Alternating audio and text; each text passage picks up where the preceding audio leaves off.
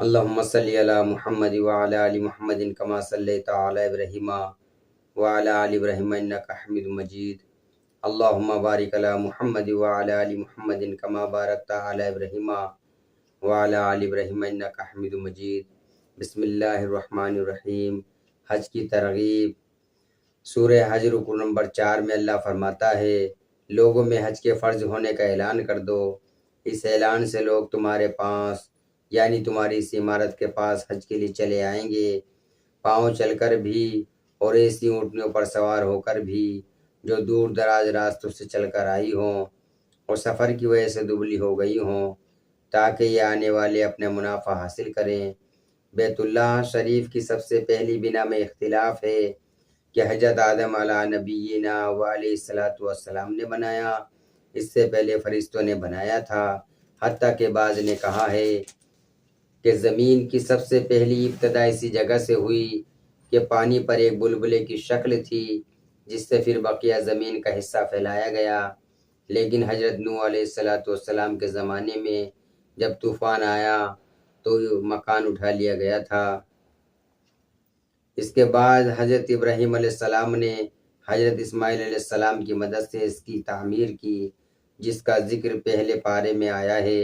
اس آیت شریفہ سے پہلی آیت میں اسی کا بیان ہے کہ اس گھر کی جگہ کا نشان ہم نے ابراہیم علیہ السلام کو بتایا تھا۔ اللہ جل شانہ کے حکم سے حضرت ابراہیم علیہ السلام نے اس مکان کی اجسرین و تعمیر کی۔ ایک حدیث میں آیا ہے کہ اللہ جل شانہ نے حضرت آدم علیہ السلام کو جنت سے اتارا تو ان کے ساتھ اپنا گھر بھی اتارا اور فرمایا، اے آدم، میں تیرے ساتھ اپنا گھر اتارتا ہوں، اس کا طواف اسی طرح کیا جائے گا جس طرح میرے عرش کا طواف کیا جاتا ہے، اور اس کی طرف نماز اسی طرح پڑھی جائے گی جس طرح میرے عرش کی طرف نماز پڑھی جاتی ہے۔ اس کے بعد طوفان نوح کے زمانے میں یہ مکان اٹھا لیا گیا۔ اس کے بعد انبیاء اکرام اس جگہ کا طواف کرتے تھے، مکان نہ تھا۔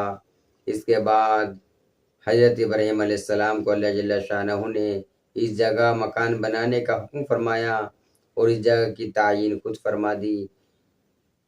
حدیث میں آتا ہے کہ حضرت ابراہیم علیہ السلام بیت اللہ شریف کی تعمیر سے فارغ ہوئے تو بارگاہ خداوندی میں عرض کیا کہ تعمیر سے فراغت ہو چکی ہے۔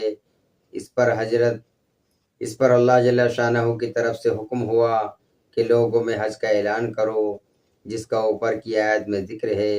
حضرت ابراہیم علیہ السلام نے عرض کیا، یا اللہ، میری آواز کس طرح پہنچے گی؟ اللہ جل شانہ نے حکم فرمایا، آواز کا پہنچانا ہمارے ذمے ہے۔